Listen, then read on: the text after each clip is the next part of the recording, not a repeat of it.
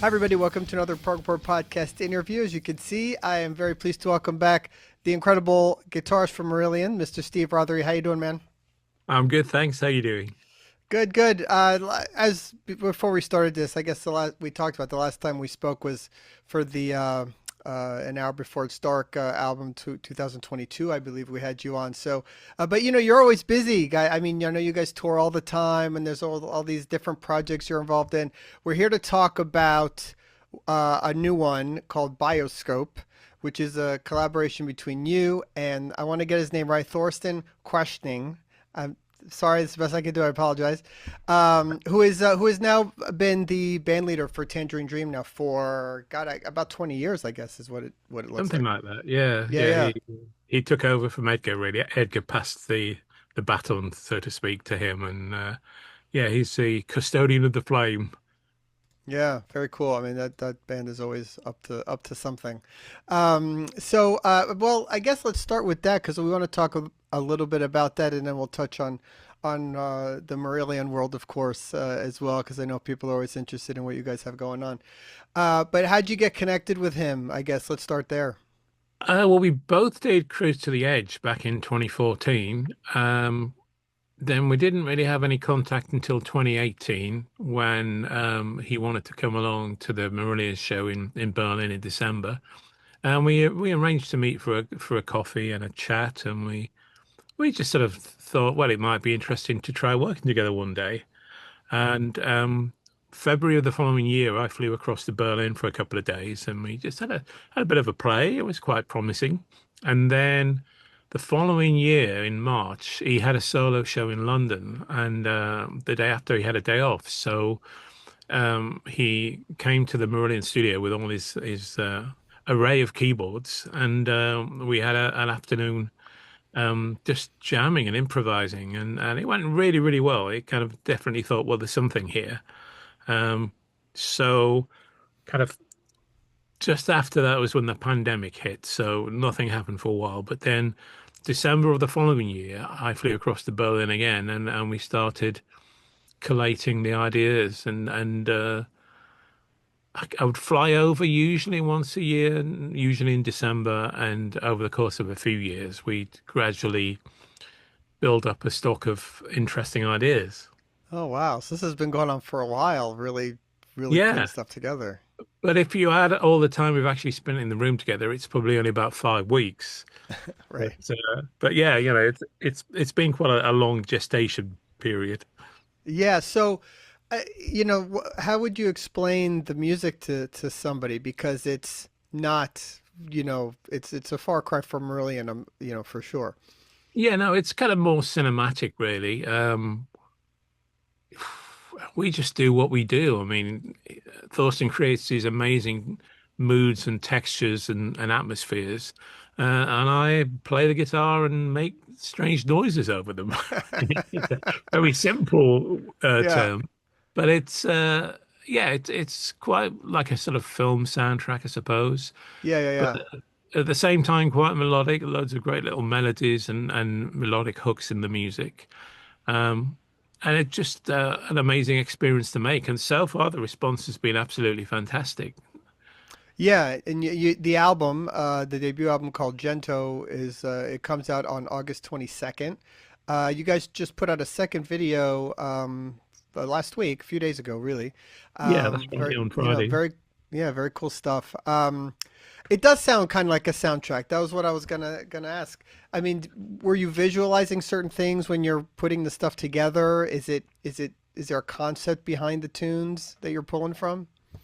Um, there was nothing that actually guided the creation of the music. Once we got to a certain point, like the last session we did in Berlin last December, was when I came up with a concept of calling it Bioscope, and the idea of all these could be musical themes linked by a common thing of a man's love of the moving image, really, from, kaleidoscope to yeah, the bioscope itself. Gento, which is Japanese for magic lantern, which was a system they used in the 18th century to project moving images. It's all got a common thread. Vanishing point, which is a photography term about where two parallel lines converge in the distance, but is also like a cult 70s film. A great movie about an ex-racing driver delivering a muscle car across America and being chased by various people. Yeah. Well, you're referring to the song titles. So there's essentially sort of like five tracks, Yeah. and those are the ones you're talking about. And on the vinyl, they all. Oh, I guess the vinyl has four of them, one on sort of each side, and they go through these movements. It's really interesting stuff. It sounds amazing. Um, so I guess what was it that you pulled from your writing with Marillion to this, or was it just completely different? Because you know what? Because Marillion does come from a lot of jamming, right? So I mean, maybe not that dissimilar. Yeah, I mean, for the last 20 years, jamming has been most of our creative process, at least for the initial ideas. So yeah, it had some similarities, but just a different sort of chemistry, really, because you're just working with one person. So it's more like a musical dialogue between the two of us, like a conversation, really. Um, but it was a lot of fun. We didn't disagree on anything, with no crosswords, no egos. It was just all a pleasure, which is Yeah. quite rare in the creative process. Also, I guess in 2022 there was a live album, a Dream live album from Virgin the Quantum Years that you featured on. Was that correct? Yeah, I played a few shows with them. I played in Manchester, and in London at the Roundhouse, and also at Coventry Cathedral, which is where the live Blu-ray is from. I played some of their stuff, and then the way Tangerine Dream do it, they have like what's called a session at the end of the set, where there's about 30 minutes or more of kind of improvised music.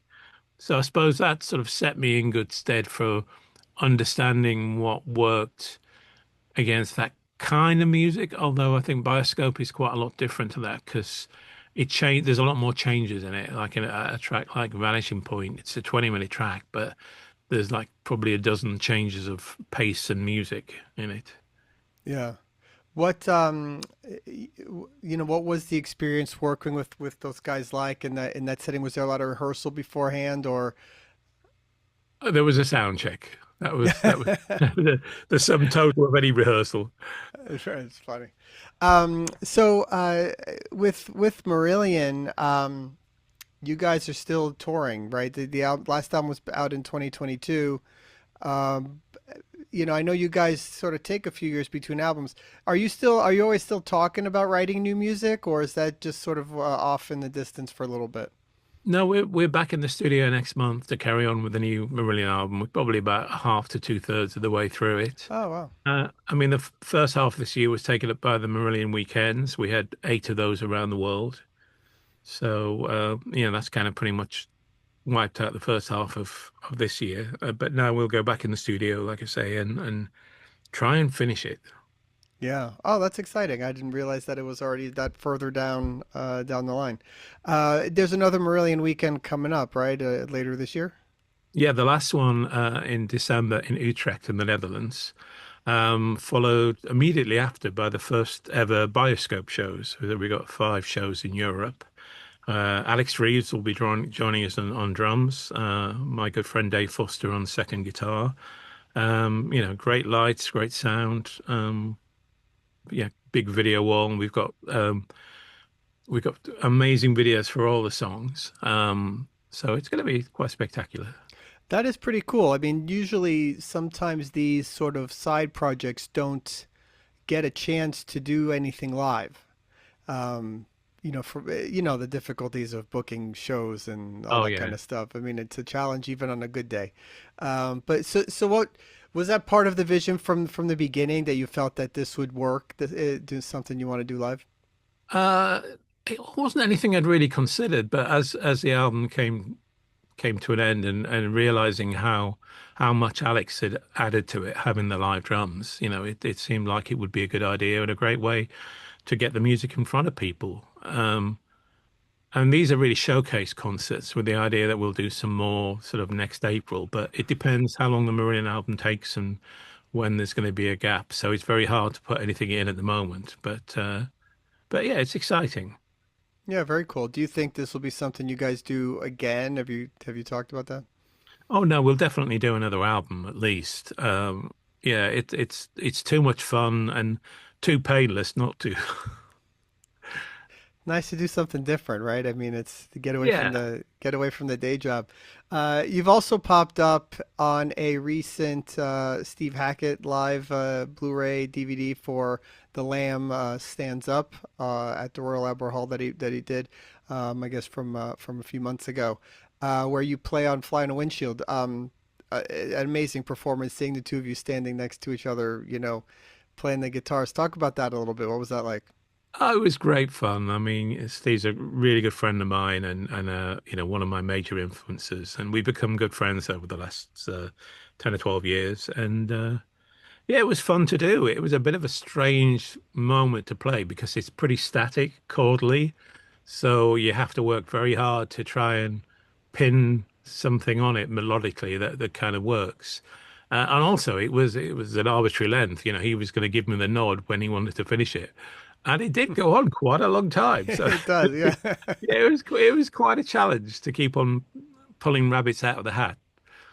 Yeah, it's pretty cool. I mean, well, just like you guys, I mean, the interest in anything Marillion does is certainly amazing, but also the interest he gets for the touring and the Genesis live albums. I mean, it's extraordinary. People just can't get enough of Absolutely. it. And we're doing an album together, which I've just come back from working on. So that will be out next year sometime. So that's quite exciting as well. Very cool. Is that also instrumental? Can you give us any details on that?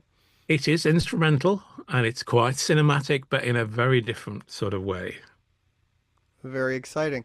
Also, coming up, Cruise to the Edge next year, that I will be on as well, doing my hosting duties once again in Cool. March. Excited to have you guys back on. You guys do about every other year kind of thing, it seems like. Yeah. Any big plans for that, or you haven't thought about that yet? No, we haven't really thought about it. I was hoping to be able to do it with Bioscope as well, actually, but I kind of emailed Larry, but unfortunately didn't hear back. So I know he's a busy guy. So, but I thought that would have been a really cool thing to have the one of the first concerts on the cruise. That would be cool. You never know. Maybe there's still time to pull that off at some point. Yeah, well, So I'm curious you're busy, obviously, we could tell music wise. I mean, you're just always playing on something or working on something. What do you do when you're not recording or writing music? Are you just sort of, are you reading? Are you going to movies? Are you, what's your off time? yeah, reading and that's sort of cinema and a good thing on the TV. You know, watching the Sandman series at the moment on Netflix. Which I had the graphic novels many years ago, and I was a big fan of Neil Gaiman before he so spectacularly fell out of favor. But yeah, I think the Sandman it's a great work of literature of any genre. I want to talk just a little bit more about the Marillion weekends because they've been such a success for you guys, and I'm assuming a lot of fun for you guys to be able to just stay in one place for a week, and just play whatever you want. That's got to be a thrill. What what's the planning that goes into one, and how do you decide? Okay, we're going to feature this album or this set list, or fans pick the set list, or all that kind of stuff. What goes into planning one of those things? A lot of emails. The thing is, the first weekend is the hardest because that's a 3 day event where all the others are only 2 days. So that's like trying to keep probably 6.5, 7 hours of music in your head, all the solos, all the changes. So it takes about 3 months rehearsal to kind of knock it into some sort of shape. Um, but they kind of get easier the more you do. By the second or third one, you can actually really start to relax and enjoy them. But they've been brilliant. I think they've been the best they've ever been this year, for whatever reason, be it the fans get more and more enthusiastic. Maybe they realize, we're getting old and we won't always be doing this. So it kind of means more to them in some strange way. But they've been really fantastic. Were you an Ozzy Osbourne Black Sabbath fan? Did you watch the big concert? No, I didn't see it, unfortunately. Yeah, I wasn't really a Black Sabbath fan, but I think Ozzy was a great, great front man, and it's just funny how, you know, the public's perception of him changed so much once they started doing like the reality TV thing. Yeah, Um, Prince of Darkness, but really he's just a dad trying to get by. you're right. He's beloved old grandpa at this Yeah, point. Yeah. Well, listen, man, I appreciate it. Again, the Bioscope album Gento comes out August 22nd. There's a couple of tracks out now on streaming, YouTube, that kind of stuff. You could check it out. And keep eyes out for a lot of new stuff. Maybe a Marillion album soon, the Steve Hackett album soon. You can catch Steve also on the live, the Lamb Stands Up at the Royal Albert Hall with Steve Hackett. Lots of stuff going on. We'll see you on Cruise the Edge as well next year, sir. absolutely. Look forward to it. All right, man. Have a good night. Yeah, you too. Take care. Bye. Hey, thanks for checking out the podcast. Don't forget to subscribe to our YouTube channel, wherever you get your podcasts. Follow us on all our socials and progreport.com. And we'll see you all again real soon. Thanks.